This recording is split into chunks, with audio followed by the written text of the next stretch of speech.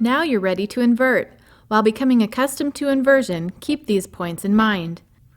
Take it slow and easy. To begin, only invert to 20 to 40 degrees for less than a minute.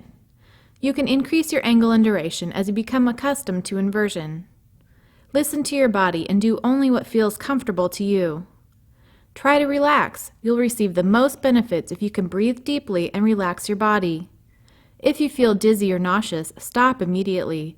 If the condition persists, contact your physician. Refer to the owner's manual for more helpful suggestions. For the first few times that you use the inversion table, ask a friend to assist you until you are able to find your correct balance setting and are comfortable with the operation of the equipment. Securing your ankles is a very important step. Please pay close attention here. Always wear securely tied lace-up shoes with a flat sole, such as a normal tennis-style shoe. Do not wear shoes with thick soles, boots, high tops, or any shoe that extends above the ankle bone. Rotate the ankle comfort dial so that the ankle cups fit snugly against the smallest part of your ankle, immediately above the ankle bone. Step over the main shaft, placing your feet on the floor on either side. Stand with your back to the table bed. Do not use the inversion table face down. To balance yourself, rest only your lower body against the table bed as you slide one ankle at a time between the ankle cups onto the ankle comfort dial. Be sure to slide your ankle in from the side. Do not insert your foot through the ankle cups as you would slide your foot into a shoe. Your feet should always be either on the floor or on the ankle comfort dial. Never use any other part of the inversion table as a step. Rotate the top of the rear cups slightly inward toward your ankles and press your ankles firmly against them. This will increase your comfort while inverting. Pull out the locking pin to allow the front cups to snap closed against your ankles, making sure your pant legs do not interfere with obtaining a secure closure. Adjust the front cups to make sure both the front and rear ankle clamps are snug against your ankles. Release the locking pin so that it fully engages a hole setting. Verify that no part of the footwear or garments can touch or interfere with the locking pin in any way during inversion. Use the concept of hear, feel, see every time you secure your ankles. Hear the locking pin click into place. Feel the locking pin to make sure it is fully engaged in a hole setting. See that there is no space between the locking pin and its base. Always carefully check to be certain the ankle locking pin is fully engaged each time you use your inversion table, and make sure that both the front and rear ankle cups are snug against your ankles, or you could fall when the table inverts. This next step will determine if you have found your ideal height setting. With your arms at your sides, lean your head back against the table. Slowly place your arms to your chest.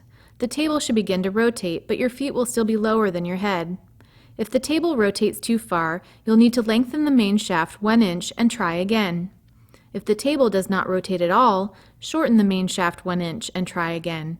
This is an important step, so make sure you spend the time to find your ideal height setting. Now that you've found your ideal height setting, it's time to invert. If correctly balanced, the table will operate much like a teeter-totter. By shifting weight to the head end of the table, you will move in that direction, and vice versa. Your arms will provide most of the weight needed to rotate the table. Begin by lifting one arm slowly over your head. The table should start to rotate. If you feel like you're moving too fast, simply move your arm slower. Try moving your arm gently back and forth to familiarize yourself with controlling the speed and angle of rotation.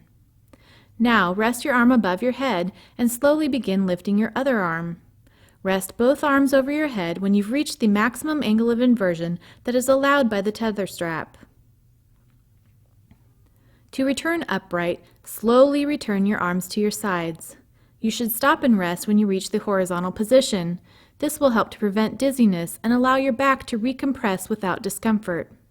Since your body may have lengthened while inverted, arm movements may not be enough to return you completely. Simply bend your knees slightly while shifting your body weight toward the foot side of the table.